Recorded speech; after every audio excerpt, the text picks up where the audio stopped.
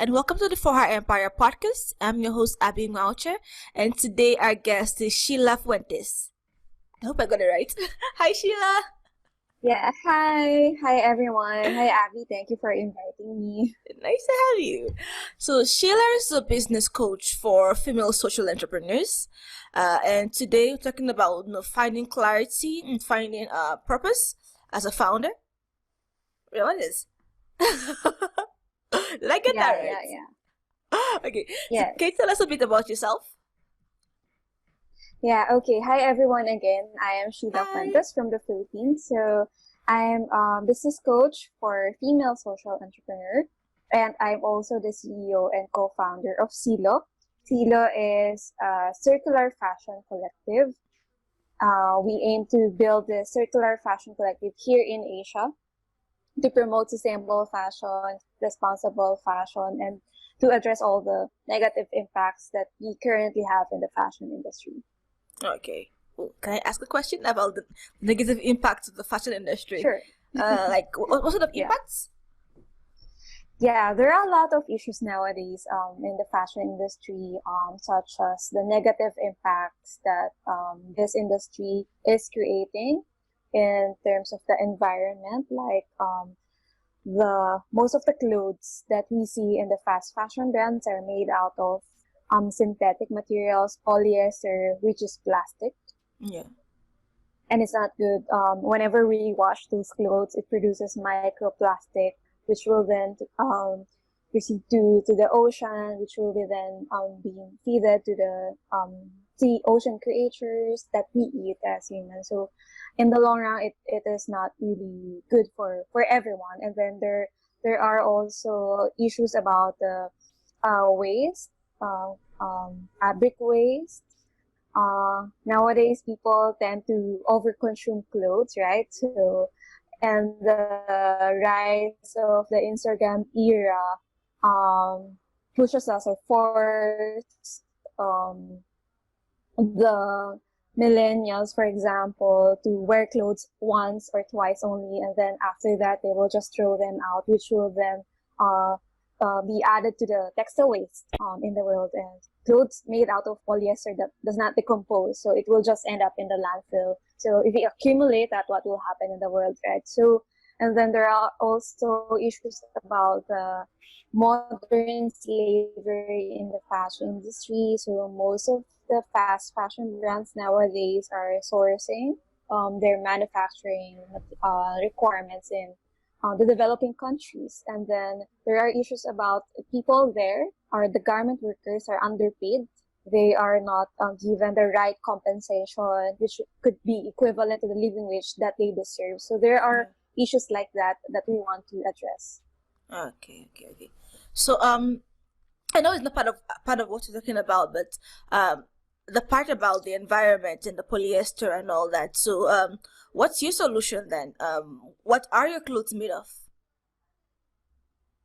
Yeah, with Silo, we partner with brands who are using natural materials or natural fabrics, such as linen, 100% linen, or organic cotton, recycled materials. So we're not producing we're not using additional resources anymore to produce fabric. So we're just making out or making use of the fabrics that we already have. So we encourage brands to do that. And then also, we also work with some brands who are really concerned and genuine about building relationship with their workers. So to address the modern slavery factor in the fashion industry. Okay. Um, okay. So if you're encouraging them to use the fabric they already have instead of getting more, wouldn't that make some clothes a bit mismatched if you don't have enough of one type of fabric? Yeah, the unique thing about this, if you upcycle, for example, a used fabric or excess fabric from, for example, a factory, um, it will be the collection will be very limited because we won't be able to produce another type of fabric such as that. So that's I think the positive side of it is that um, the consumers who will buy those collection, they will feel more privileged, or it will be more satisfying for them because they don't have it's a limited collection. Yeah. So yeah, so that's the beauty of it. And for the brands, they will be able to price their clothes lower compared to using natural fabrics, because if we use natural fabrics, then they have to price their collections, their clothes higher, because those are expensive, more expensive than the polyester, definitely. Yeah. By using the used fabric, for example, um, this will be definitely a lot cheaper than using a natural fabric, but then they will be able to use it creatively, um, based on their own taste, style, and they will be able to create affordable collection also. Okay. But if they reuse the fabric, the polyester fabric, right? Or are they reusing natural fabric? Most of the brands, they are now using like the polyester fabric, or there are also brands who are using like excess cotton fabric. Okay. So mix of those fabrics. Of those, okay. Huh. If you mix the polyester and the cotton fabric, um, what's the impact on the environment, since the polyester is plastic anyway? Um, in terms of like no, in terms of waste, in terms of it not decomposing and just gonna end up floating in there somewhere, or ending up in a sewer somewhere, or in the ocean somewhere. Even if we mix with natural fabric, would that solve the problem? It will not definitely solve the problem 100%. But then we encourage them to do that. It's it's like doing less evil practice. Instead of like producing another polyester fabric, Yeah. a large amount of polyester fabric, and use another resources. Because our resources are very limited. That's Yeah. why we encourage them to do so. And sometimes it's really difficult to source natural fabrics, because sustainability in the fashion industry are not yet the main trend. Yeah. So in order for those fashion brands to transition into sustainable fashion brand, they have to start somewhere. And yes, it will not solve, for example, the problem of microplastics that those clothes are producing when we use excess polyester fabric. But then, instead of like producing another set of fabric, why not use fabric being ended up into the landfill, take them, and then create another clothes, instead of you as a brand or as a designer buying new materials. Okay. Because that will encourage the manufacturers to just produce, Okay. and then use up resources. So Okay. yeah, we're getting there. That's Baby steps well, anyway. in my personal in my personal opinion, yes, it Yeah. will not really address perfectly the problem, but then it's a better step or process rather than going to the Okay. normal practice. Okay. I guess it's the starts. We've not completely eliminated the polyester and other synthetic fabric, but at least we've reduced the amount that's going out into waste. Yeah. Okay. Yeah, I understand. Okay, we gotta be distracted about the fashion side of things. I It's was okay. curious, but there are clothes behind you. I had to ask. Yeah. Those are from our partner brand. So Oh, they're yeah. cute. I like the one with the yellow. It looks kind of like an African fabric in a way. Yeah. Yeah. So let's talk about how to find clarity and how to have purpose as a founder. Yeah. Okay. So with the process where I coach my clients Sorry. is that first My internet is not very stable. Trying to see if that's the internet. Yeah. Really it was a close it'll work. I don't know. Okay. Yeah, I have it here now. Yeah, okay. Okay. So yeah, with my way of coaching is that for my clients, I really advise them to find the clarity first, um, and to identify their purpose. Like I've seen many aspiring female entrepreneurs, for example, they want to start their own business. Yeah, we all want to. Because, for example, yeah, we all want to. Yeah, but it's sometimes it's just because they want to quit their corporate job. It's like an escape plan for them, and of course we all want freedom in terms of money, right? But then in order for an entrepreneur to be really successful, you really have to define your purpose and be really clear about it, and build a strong foundation as founder, as entrepreneur. So that's why I start my coaching with finding the clarity and discovering the best self.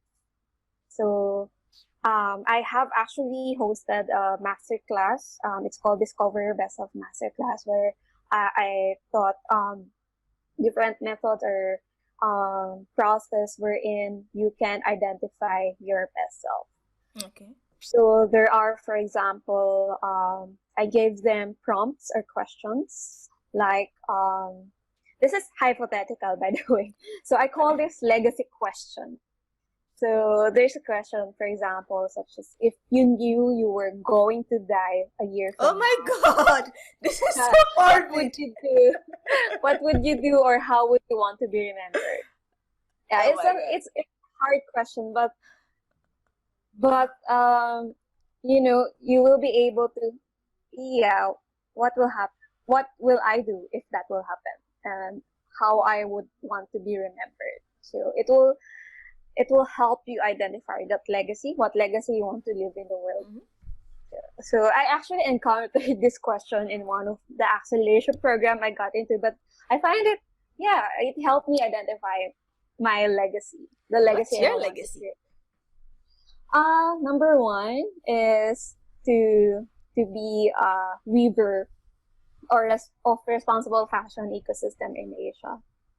That's really what I want to do. That's why I started Silo.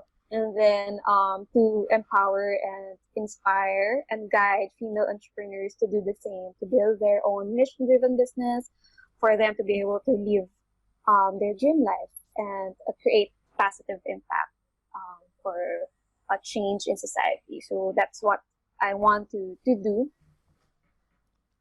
What do I want to do? I have an idea, but it might sound embarrassing, so I'm just keeping it to myself. Oh, you can share. Let's see. What do I want to remember for? Let's see. I guess I want to remember for, okay, so I think the first part is my positivity, I guess. I want to remember somebody who is always, not always, will have bad days, but who is mostly happy. Somebody who you could just talk to easily, without like sort of a fear of being condemned or fear of being judged. Somebody you could just talk to, somebody who just talking to them makes you kind of feel better and happier and I guess more uplifted. I'd like to be that kind of person. I would like to be recognized as a thought leader, or like not thought leader. I guess someone who is part of a movement that sort of supports female entrepreneurs, so that you're not sort of burning out, or you're not forever planning on doing something and getting overwhelmed because there's a lot you have to do. Because here for our empire, I sort of have like a 4-step journey, a 4-step process that I sort of walk my clients through or our members through. So the first part is you have resources to create maybe marketing assets or business assets, and then you're motivated to you actually use it and not say I will do it, but then you do nothing. And then you get accountability, so that when you say you're gonna do something, you actually do it and you deliver at this time. And then lastly, you get feedback on what you're doing, which really helps you so you know you're on the right path. So I guess I want to be remembered as somebody who has a community that provides this 4 steps for female entrepreneurs. Yeah, that's my entire goal in life. Ah, that's nice. Yeah, I love that. Thank Share you. positivity to the world, inspire and guide also female entrepreneurs. Yeah, Yeah. yeah, yeah. I like that. I don't want to die Yeah. anytime soon, but Yeah. I can work on that. Me too, me too. It's like the question itself was kind of morbid. If you knew you're gonna die, I'm like, whoa, whoa, whoa. I don't want to die anytime soon. Yeah, but it will make you think. Yeah. So after I think of what I want to do, what I want to be remembered for when I die, what's my next step? Right, Will? Yeah, actually that's one of the prompt questions that I gave, and then there are in order for you to really discover yourself, I gave more self-discovery prompts or questions, such as, for example, how do you contribute to your society, or what makes you feel motivated, inspired, and excited, or what makes you forget about time, or what activities do you consider that you are really into, that you will tend to forget about time when you're doing that, because it will help you lead to your purpose. It will help you identify your passion, which will be later on connected to your purpose. Oh. And then there are also activities such as connecting the dots, like drawing or identifying the major events in your life in the past, because most often than not, those past experiences has reason. Everything happens for a reason, and then you will be able to see that, okay, I failed that time for me to realize something, and then now I was able to incorporate that lesson, and I saw that, yeah, that's the purpose of it. That's the purpose of that event. And for example, I will be sharing mine. So I was actually I have a broken family. So my mom and my father is not married at all. Okay. And I grew up in my mother's side. I was not able to really see my father often. And I felt those times that when I was a kid, I felt so really, really lonely. And, you know, I always ask myself this: what is my purpose? Why am I here? Before I was questioning why I was given this life. Oh if boy. This is the kind oh of God, it's getting sad. Yeah. I got into depression. So before, because of all the happenings in the family. So my mom is actually working abroad in another country just to support us, me and my sister. So I don't have a very happy childhood life. But then I realized that those experiences, those life events made me the woman who I am right now. It made sense that I have to experience those things. I have to experience those sad experiences, events in my life, because I have to be strong. I have to be a strong woman because I have this purpose, which I mentioned earlier. And you know that entrepreneurship is not easy. So there are a lot of challenges along the way, and being resilient, being a strong woman could really help me to just move on, whatever happens. Yeah. So I saw that, it has a purpose.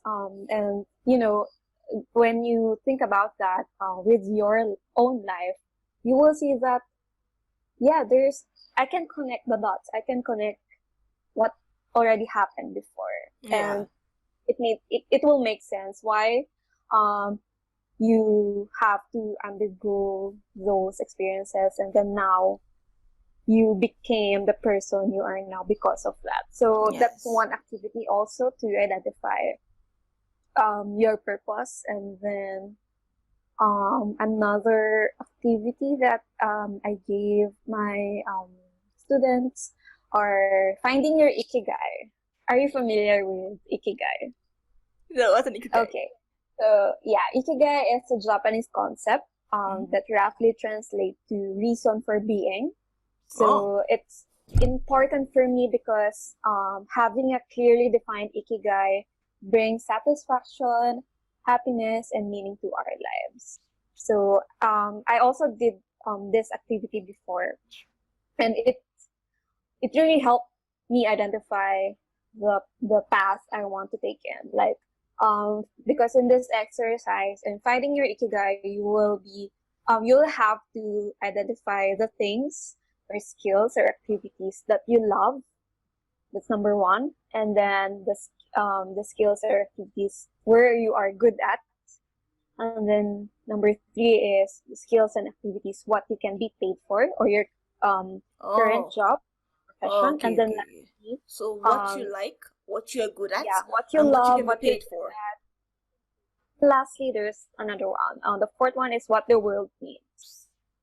Oh, okay. So finding the sweet spot wherein everything will be Something. overlapped Oh, is okay, your okay. ikigai.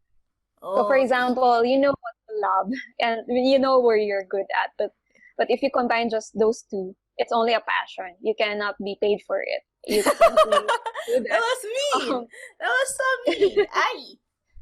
yeah, but passion could lead to something. Mm. But my point is just that you have to make your passion your profession also, and Yeah.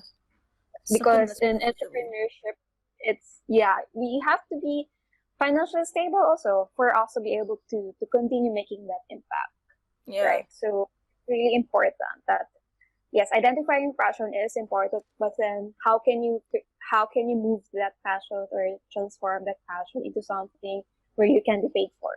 Yeah, yeah. And then connect also that to what the world needs. What problems are you trying to solve by doing that?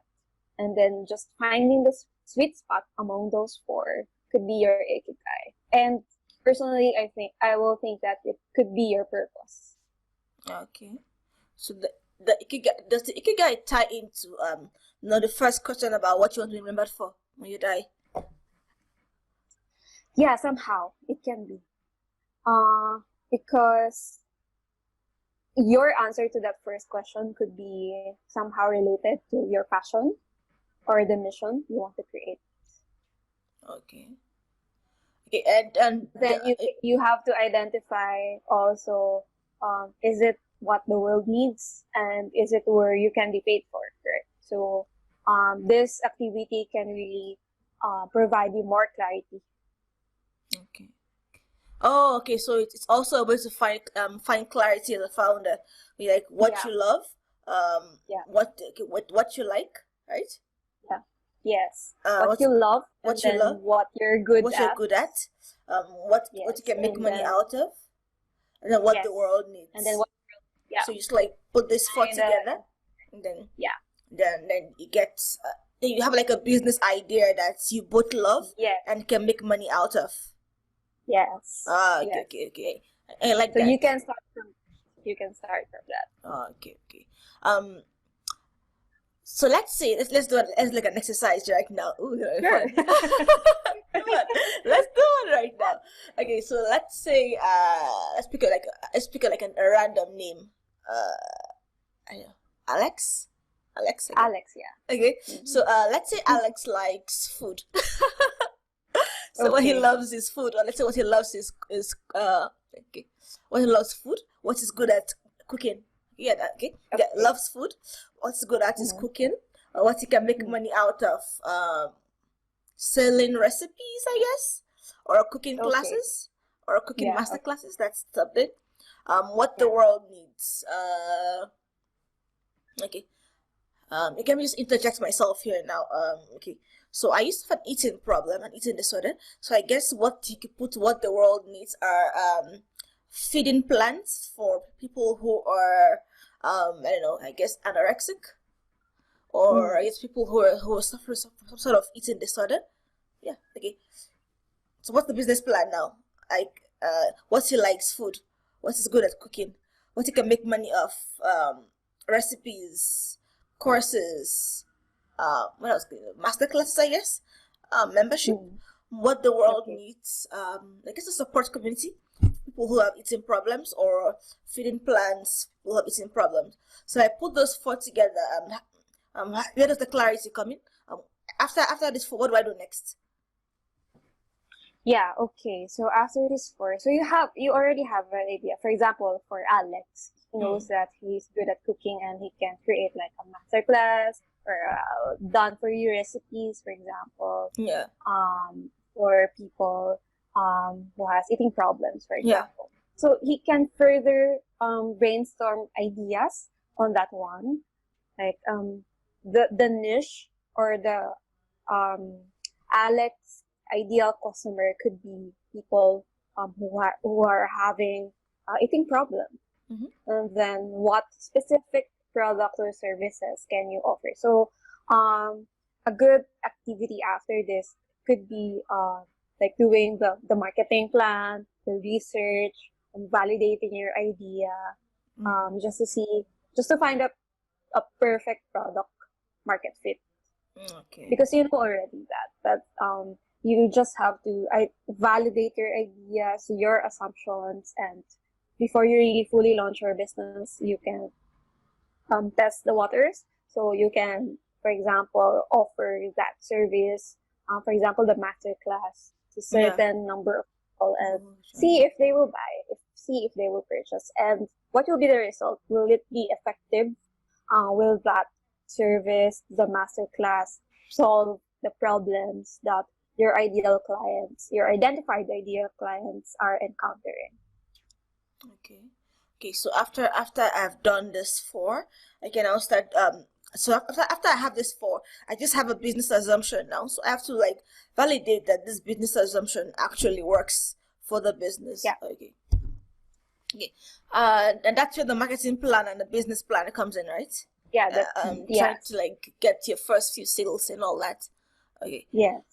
Okay. So let's say I validated my idea. Okay, I not I Alex posts about this in say Facebook groups for people who are dealing with eating disorders and eating problems, and let's say he gets say 10 people interested, who take Mm-hmm. his live masterclass or his Zoom masterclass. If he gets 10 people on that masterclass, that validates the idea, right?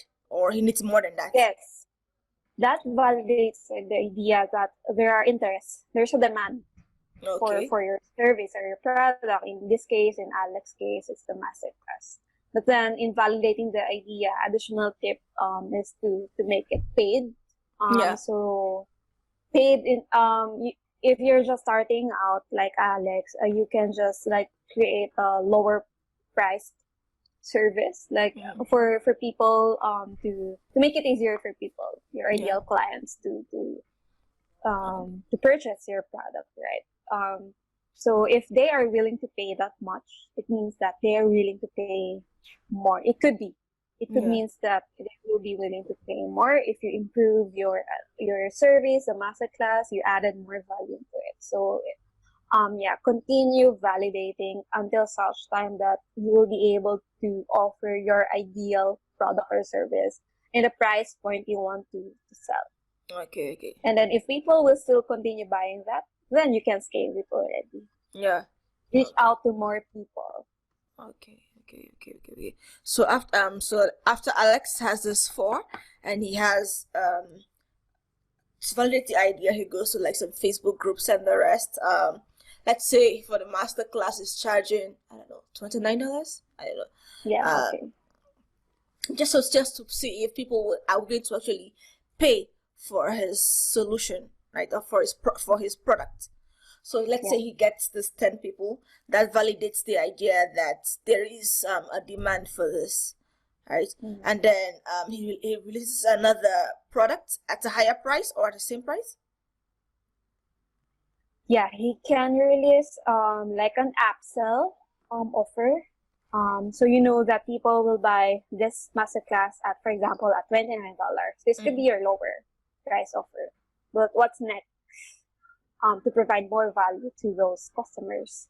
He could create another masterclass or just improve the masterclass into, for example, a coaching. yeah. coaching program, which you can, or Alex can, price at, for example, $1,000, 500 to $1,000. So he will be able to test if people, those who avail the master class, how many of them are willing to avail the upsell, the Oh, okay. higher price program. Oh, And then, yeah, but then, yes, if people will sign into that master class or the coaching program with higher price points, it's also important to document the progress of your students. Like, will this offer the products or services that you offer to this ideal customers? Is that the perfect product or service? Was it able to address their problems or concerns in the first place? okay. And then gather data, continuously gather data while the program is ongoing, for example, and continue to improve your products and services. Get Okay. feedback as much as possible. So Okay. it will be a continuous learning Oh, okay. process. Okay. So for Alex, would you recommend that his first upsell after the master class is a coaching? Because I know from 29 to 1,000 is kind of like a very big leap. Would Yeah. that be the best upsell for him, or does he try something else? He could try something else, right? Like a mid-priced offer, like for example, $100, or for example, a $200 product, or like mm, a, a group coaching, for example, wherein he will be able to coach them as a group. So they will just have to shell out lower price, but Yeah. then higher than the master class. So he can do that also. Okay. It will also, of course, depend on Alex target, like what is the income target you want to Oh, achieve, or yeah. what type of program or service does Alex are comfortable giving out. So is he more comfortable doing the master class, I mean the group coaching program, or the one-on-one? So it will Okay. depend, because you have to, we know that this is Alex's passion. Yeah. This is profession already. He is already getting paid, Yeah. but then we want to avoid the burnout and just let entrepreneurs enjoy also the process. So Yes. there's no specific, like a fixed way to do that. You just have to really identify where you're comfortable at, Mm. what you want to do, and do it on your own way. Okay, that might work. That might work. So basically, what you've just outlined right now is that clarity and purpose for founders, or that's the clarity part. We need to fill in the purpose part. Yeah, in the first part, so there's like activities wherein the aspiring founders or current founders find more clarity about themselves, and then find their purpose, their meaning, and like their it could help them identify the business that they want to do in order also to solve a problem in the society. So it's not just I want to launch my business. I want to build my business because I want to earn this much. But why are you doing it? Yes, it's important, yes, but then why you're doing it? Because I really believe that entrepreneurs are here to create a positive impact in the world. We are not just here to earn money for ourselves. Yes, Okay. everyone wants to be rich. Everyone wants Your to rent doesn't earn pay money. itself. You need to pay your rent and pay your kids' school fees.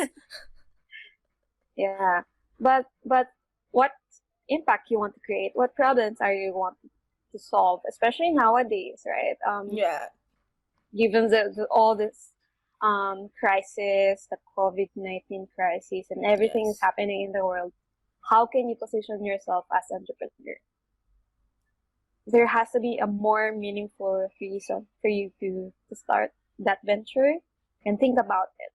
And it starts with yourself. It starts with um, identifying that clarity and finding yourself, because most often than not, aspiring entrepreneurs that I have talked to, they are lost.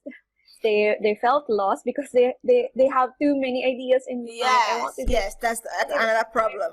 You have so many ideas. How do you choose yeah, one? so many ideas. Yes, so it could help you.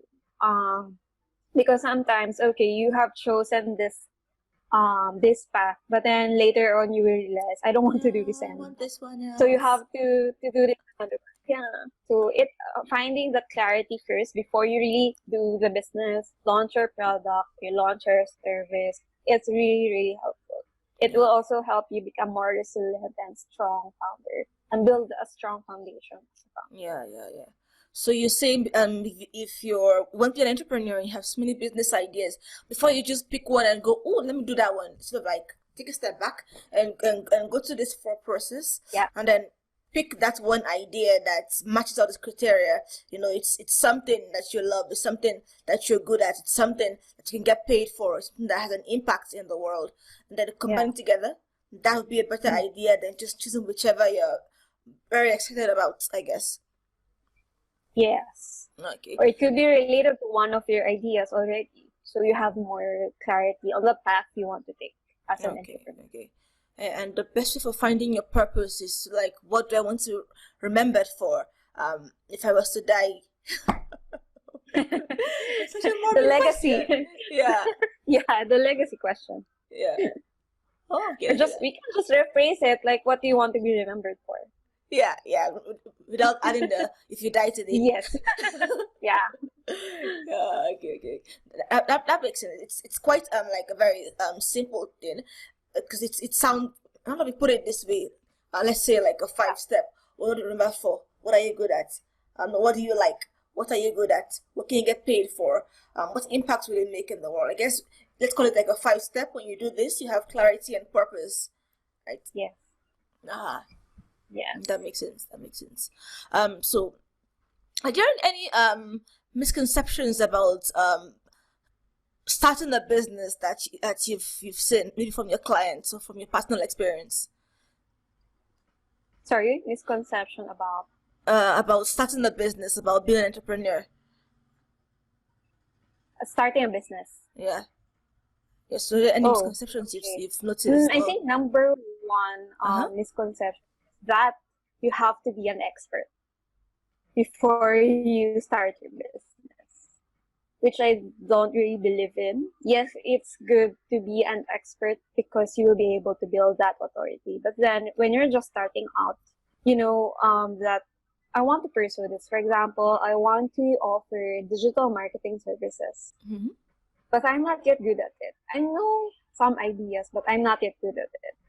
So what's holding you back to start that?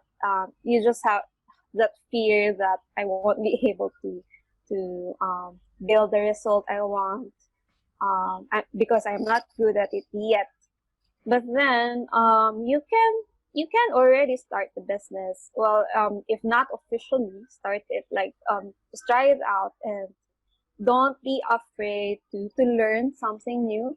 Don't be afraid to take, for example, a course, or find a mentor whom you can run into and ask questions into, and just build that skill, because Yeah, skills yeah, can be yeah. learned, right? Skills can be learned. It's more difficult to learn or find the passion. It's more difficult to find that. But when you already have that clear idea, you just have to build your skills and be an expert. But you can already start your business Okay. without being an expert, but keep an open mind, and Sort of. be open to new opportunities and new learnings for you to Yes, be able like to you become an learn as expert you go. later. Yeah, Yeah, you learn as you go. Yeah, yeah. it's the best practice. Uh, And then second misconception could be you need to have like um, a large amount of money for you to be start really? business.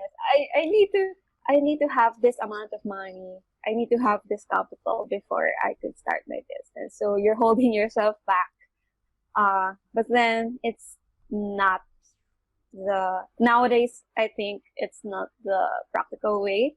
Don't be afraid to start your business, even if you have, like, for example, $500 or $200. If you really want to start that, and if you really believe in your service, or your product, that it could solve a problem, why not start it now?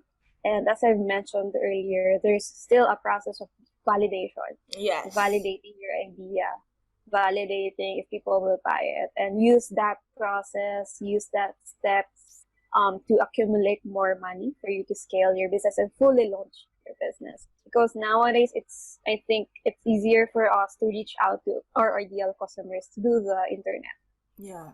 through the digital world. It's a lot So easier. you can talk to a lot of people in different parts of the world just to validate your idea. And there are many ways where you can sell your product or service and be really just creative about it. Again, you really just have to have the proper mindset, I think, for you to be able to launch that dream business that you're aspiring for a long period of time. So yeah, you don't need to accumulate a significant amount of money before you start. You can start now if you really believe in yourself, if you really believe in the products or service that you are selling, and it could create a positive impact in the world. Why not start it now and just validate it first before you really fully launch? If you see that, okay, this is not working, this idea is working, but the precious thing about this is that you were able to learn from that experience and use that learning to improve your service rather than doing nothing and just waiting for money to come in before you start. Yeah. So the side is when you wait for you have enough money, life gets in the way, and then bills starts coming up, and then you never have enough money. Yeah. Besides, nobody said you have to start big anyway. Just start small and Yeah. then slowly. Start small, yes. Yeah. Slowly build up. Yes. So if someone wants to work with Sheila right now as a business coach, how do they get you? How do they contact you? How do they learn more about your coaching services? Yes, okay. You can follow me on Instagram. My account is Sheila. It's SHEILA and then MN, Mama Nancy. Sorry. SHEILA. Uh-huh. Yes, MN, Mama Nancy Fuentes. N. This Sheila Fuentes. Found you. Yes. I think. Let me see. Let me show you. This you. Hi Sheila. Is this you? Yes, that one. Ah. Ta-da. Yes, that one. Ooh, dimples. Silo. We found it. Purposeful Entrepreneur Academy. Yes. That will be launching in July, so please watch out for that. So, I'm also fixing my website. Oh. It's SheilaFuentes.com. So you can actually visit the masterclass, which is the Discover Your Best Self Masterclass. Sheila The link Fuentes. for that mini course will be sent via email. Yes. And then the Purposeful Entrepreneur Academy will be launched in July. So I will be launching my first online course and the mastermind program. The mastermind program is limited for now to 25 female aspiring founders to build your mission-driven business aligned with your purpose in 90 days. That's my goal. And we can do that. It's possible. In this course, you'll be able to first clarify they are centered into building the strong foundation as entrepreneur, female entrepreneur. That's why there's sub courses in building the right mindset on finding your purpose, finding the clarity in life, and discovering your best self. And then the technical part of the business will follow in the latter module. So we will try to validate your idea, Yeah. build like how you can guide you on how you can do your market research, competitor research, and then draft that business plan, draft the marketing plan, and so on. And then I will be there with you to launch your business. So I will be guiding you also how you can pre-launch and then lastly to launch it. Okay, and you guide them through this whole process during the 90 days, the business plan, the marketing plan, and all that, the competitor analysis, the market research, all of this. During these 90 days, you will be guiding them on this, right? Oh, so that they do get that's personal one-on-one support. Yes. Okay, that's great. That's great. Oh. Is there any question I should have asked? I know at the beginning I was all about the fashion part because I was curious. Is there any question I should have asked? Or any tip you want to give us about, starting a business and having clarity and purpose? Yeah, sorry. Can you repeat the question? I'm asking, is there any question I should have asked? Or maybe any question or any tip you want to give us in terms of finding clarity and finding purpose, something of that sort. Okay. I think my advice is to don't be afraid to follow your gut. Don't be afraid to follow your heart. Because I've seen different people, for example, who are already comfortable working in their corporate job. But then we know that that person has this passion. He or she really wants to do this and he's happy doing that. And why not consider like creating a business out of that? And because I believe that passion is related to your purpose. And just try to explore and discover yourself more and then find out if that could be your profession, that if entrepreneurship is for you. So don't be afraid to step out of your comfort zone if you really have that burning desire to do something else. Yeah. Because that desire, I think, is a sign for you to see another aspect in life wherein it could be your purpose already. Okay. But what if they're afraid of failure? Like now, let's say I have a passion for let's use Alex again. So let's say Alex has a passion for food and all that, and then on a safe side, he could just get a job. And then on the let's say risky side, he could now start the business. So I know you're saying follow your passion, but what do you do if Alex is afraid that following my passion might not be successful, that I may fail? Okay, if, for example, Alex still has a day job, for example, you don't really need to leave your day job at first if you're just testing the water, if you're just validating your idea. But then if you really want that path, if you really want to be an entrepreneur doing that thing, for Alex, cooking, for people who has eating disorders or eating problem, you will find a way for you to do that while you're still employed. Yeah. And yeah, you will be able to validate first before you totally leave your job. Yes. So again, because I know that having this fixed source of income is really important for everyone. So if you're afraid to take that big step, to take the leap, you don't have to really leave your current day job. But then it's important that you are already taking another step to realize that dream, to follow what your heart is telling you. Okay. I guess Alex does not have to leave his job completely. Just work on it, validate your idea, and when it starts bringing in some consistent income, you can now leave the day job and then put your everything Yes. into this passion that's bringing you, the money. Yeah, makes sense. That makes sense. Ooh. Thanks for having us here. It's a fun interview. Yeah. Thank you. So curious about fashion and all that. I still wonder there's an African fabric at the back that's yellow and red. It does look like an African fabric. Is it?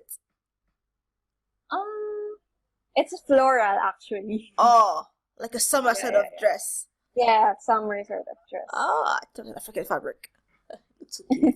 I'm usually wearing one.